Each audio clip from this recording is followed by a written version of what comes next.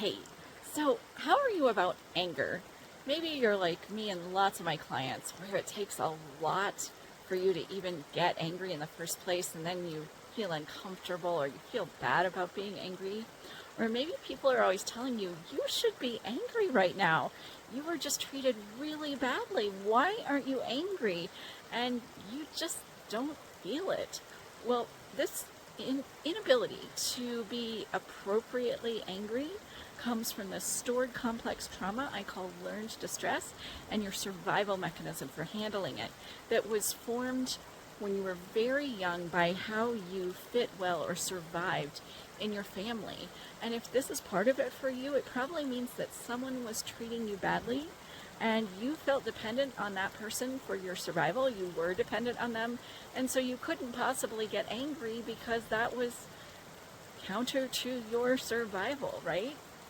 Well, and the unfortunate thing is you can't think or reframe your way out of your learned distress survival mechanism, but you can remove it through a research-based process that works with your brain during sleep, and it gets replaced by your core well-being.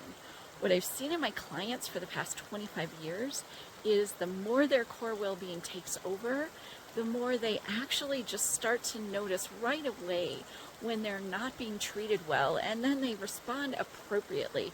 First, by being upset or angry about it, and then by appropriate response, like maybe setting better boundaries or setting boundaries and really holding them, being able to do that, or maybe walking away from that situation or relationship entirely. So if you're just starting to notice that you haven't really been aware of when you're being treated badly, or maybe you've known for a while, but you just haven't been able to do anything about it, and you're just sick of being a doormat, well, this really can change. I hope it's helped to hear this. See you next time.